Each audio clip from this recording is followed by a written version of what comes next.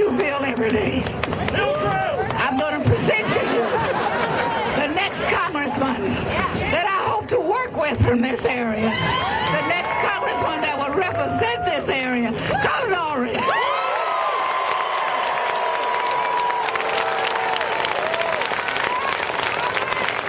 Thank you, Congresswoman. Give it up for Eddie Bernice Johnson.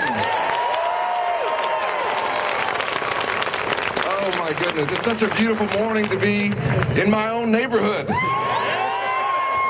Y'all don't know it, but I grew up just 2 streets that way. I played on these fields. I went to that library. I handed out little flyers for Martin Frost when he was our member of Congress.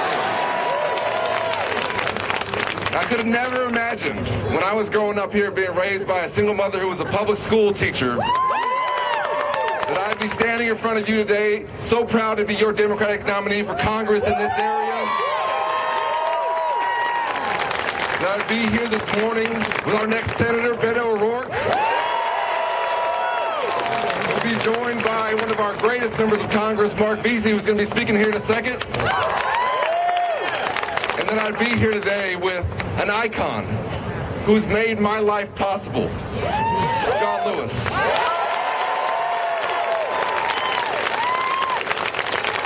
You know, when you're raised by a single mother, you rely on the community. And I relied on you whether you knew it or not. I went to good public schools here, graduating from Hillcrest, that's right, Hillcrest High School. I spent my time at the community organizations that we all provided, like Fretz Park, like the Town North YMCA, like the JCC. There were so many people in my life, people who will never have their name in lights, who will never appear in the paper, but who are heroes and heroines who made my life possible, who went above and beyond the call of duty, people who are the reason why our country is so great. And that's who we are here in North Texas. That's the North Texas that I know. People who believe in something larger than themselves. People who believe, as Congressman Lewis would say, that we might have come here on different ships, but that we're in the same boat now. We should be going in the same direction.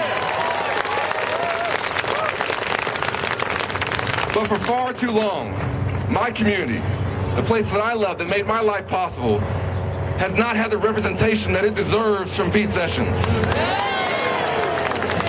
For far too long, we've had a member of Congress who doesn't understand the importance of investment in health care, of investment in education, of investment in our own people, of what happens when we can give someone a chance, of what happens when we extend a helping hand to someone else, of how it helps our businesses when we have a trained workforce that can fill all the skilled jobs we have available. How if we invest in our infrastructure and make it easier for you to get to work and get around, that's good for all of us. And that if somebody has breast cancer like my mom did, that she should be able to go to see a doctor if she needs to. You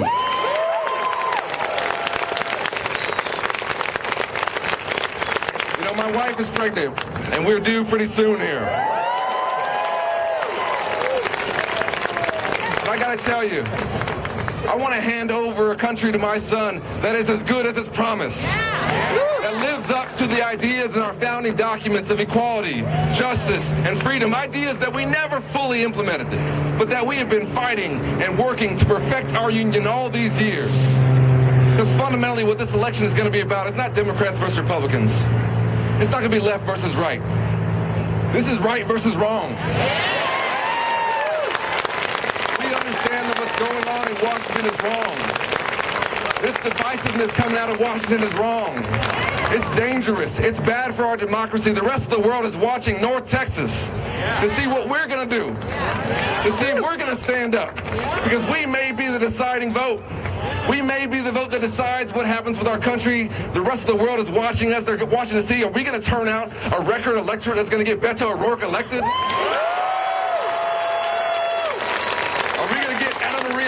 Who's running for state house here elected? We're going to get John Turner, who's running for state house around here elected. We're going to get all of our great candidates in this area elected. That's what this is about. Because up and down the ballot, we have great candidates. We have great choices, but it won't matter if we don't get out to vote. And that's why I'm so proud of you. I'm so proud of us. Because as Beto said, the numbers have shown that our enthusiasm is there. We got to make sure it doesn't go anywhere. Yeah. So if you've already voted, My message to you is to go and get someone else to vote. Go get 2. Go get 3. Come get involved in our campaign. We're block walking. We're going to turn out an elector that's going to change the world. And on election night, we're going to have breaking news on CNN.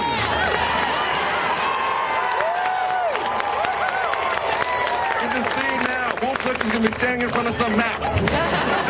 It's going to be a map of Texas. And he's going to say, I'm sorry to interrupt you, but we have breaking news out of Texas.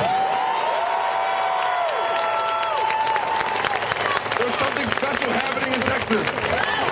A 22-year incumbent is going down, and Ted Cruz has been defeated.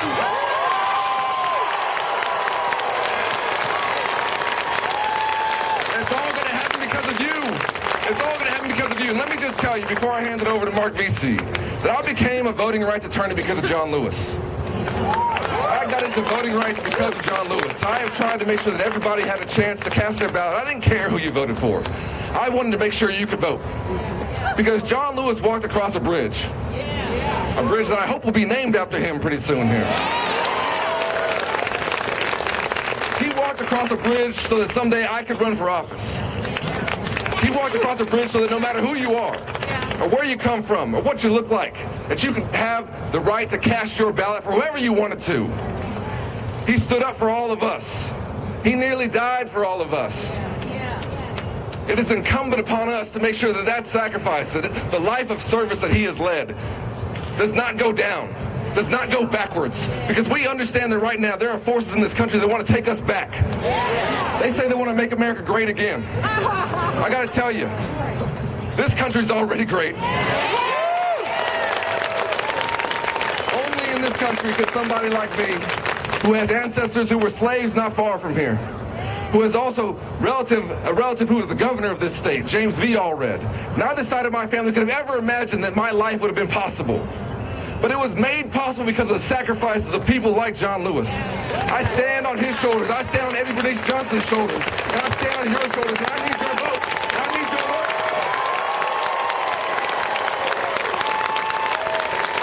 So now,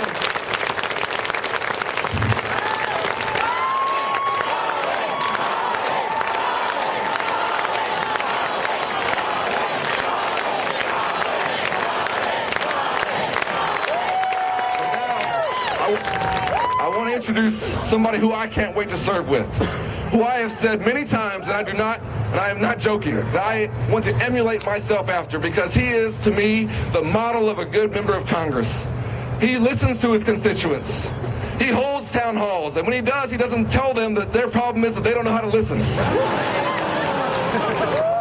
He does a week of work where he goes around, and every single day of a week he does a different job in his district to make sure that he stays grounded in what's going on in his district. He is a leader who will be in leadership and who will have my vote certainly in leadership.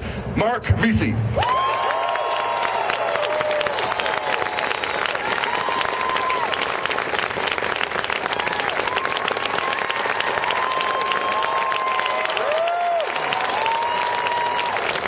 Ladies and gentlemen, the next congressman from the 32nd District of Texas, Colin Allred. Dallas, I want to thank you for showing up this morning and voting and getting your friends to vote and your family to vote. Because let me tell you, the magic number is 23. If we pick up 23 seats in the U.S. House of Representatives,